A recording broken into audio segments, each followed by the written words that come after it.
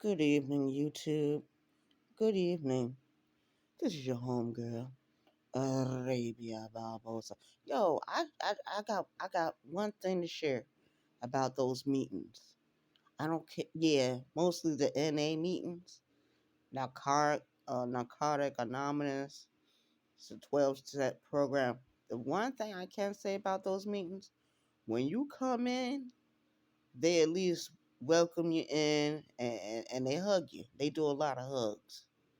And I'm gonna have to get used to that. But I remember when I was working at Walmart, I couldn't wait to get to that job so I can be hugged. And when those women disappeared, my whole attitude about that job changed. I don't know, you guys. I really don't know how I went down this dark pathway. I don't know how I ended up in that dark place. But when you go and take a little rest, and in my case, it was only 7 2 hours. When you go into the emergency room, you tell them what's going on. They take you into the examination room.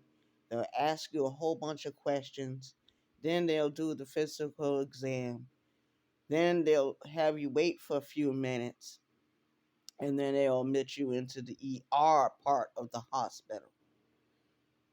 That means they take your clothes, they take your phones, and they give you scrubs to wear. So you're waiting. You're waiting for a couple of days. And while you're waiting, you're watching TV, you're eating healthy food. Um, you're able to take a shower. You're able to do, take care of your basic needs. You know what I mean? And when the nurse come around, it's like every 15 minutes. So it's always some kind of interaction, some kind of conversation going on. But after 3 days, because there is no physical evidence of new body body injuries to myself, I wasn't admitted.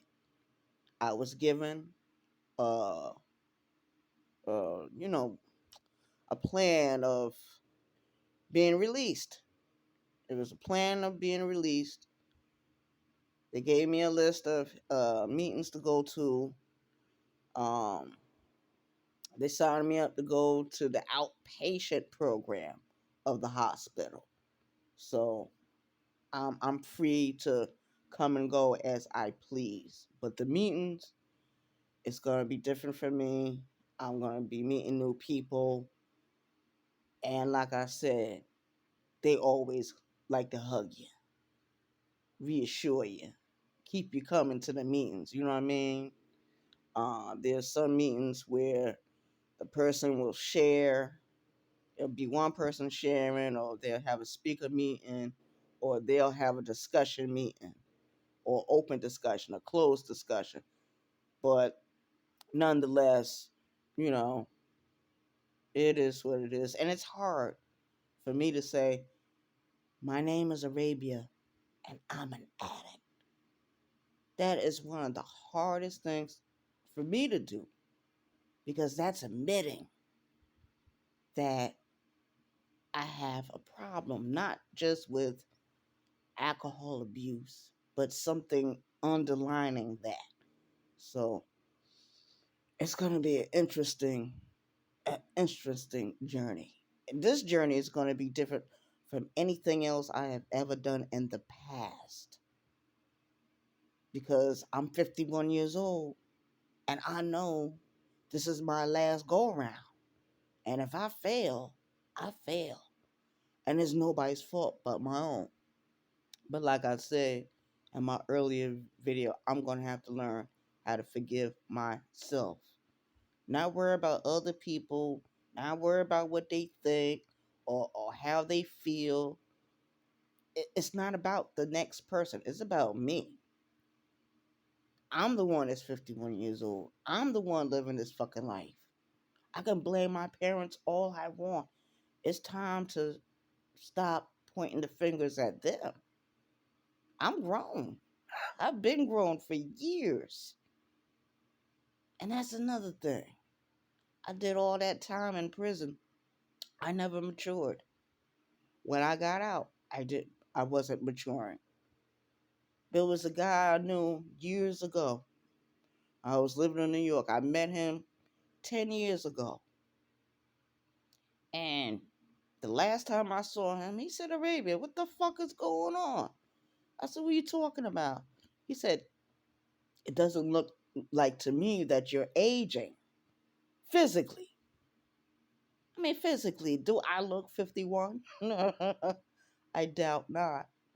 I don't believe so. But tell me what y'all think in the comment section. Because I'm going to be telling y'all about these meetings. I'm going to be sharing my experiences.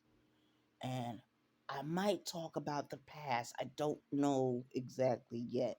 I don't want to open a door that's supposed to be closing. You know, a door closing, and here I go try to rush and kick the door back open and run back through. And my mother told me a dream that she had years ago. And she said, and this was the woman that raised me. She said, in the dream, the house caught on fire. Everyone else ran out the house. She said it took me forever to run out. And everyone was outside watching the house burn down. She said the next thing she knew, I screamed and ran back into the house. And when I ran back into the house collapsed. And this was a dream she had years ago. I will never forget that dream. I will never forget what she said about that dream. And then she was trying to warn me then that I had to let the past go and move on. And I have to in order for me to live. But I'm out of here.